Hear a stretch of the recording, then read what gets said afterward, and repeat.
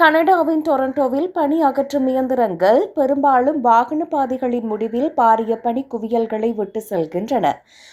விண்ட்ரோப்ஸ் எனப்படும் இந்த பனிக்குவியலை நீங்களே அகற்ற வேண்டுமா என்பது நீங்கள் வசிக்கும் நகரத்தை பொறுத்தது. வடக்கு யோர்க், ஸ்காப்ரோ மற்றும் எட்டோபிகோக்கில் உள்ள சில வீடுகளுக்கு பனிக்குவியலை அகற்றும் செயற்பாடு நகர நிர்வாகத்தால் மேற்கொள்ளப்படுகிறது.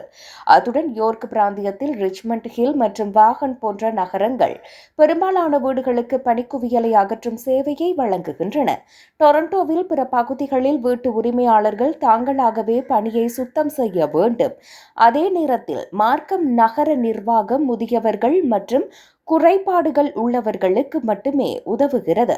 பீல் பிராந்தியத்தில் மிசிசாகா நகர நிர்வாகம் இப்போது அனைத்து குடியிருப்பு மற்றும் வாகன பாதைகளிலும் பனிக்குவியலை அகற்றுகிறது. ஆனால் பிராம்ப்டன் நகர நிர்வாகம் இந்த சேவையை வழங்குவதில்லை. ஹால்டன் பிராந்தியத்தில் ஓக்வில்லே நகர நிர்வாகம் பனிக்குவியலை அகற்ற ஒரு கட்டணத்தை வசூலிக்கிறது.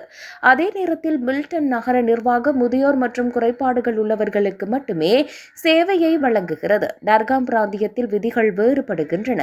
பிங்கரின் குடியிருப்பாளர்கள் பனிக்குவியலை தாங்களாகவே சுத்தம் செய்ய வேண்டும். அதே நேரத்தில் விட்பி மற்றும் ஒஷாவா நகர நிர்வாகிகள் மூத்த குடிமக்கள் மற்றும் மாற்றுத்திறனாளிகளுக்கு இலவச உதவியை வழங்குகின்றன.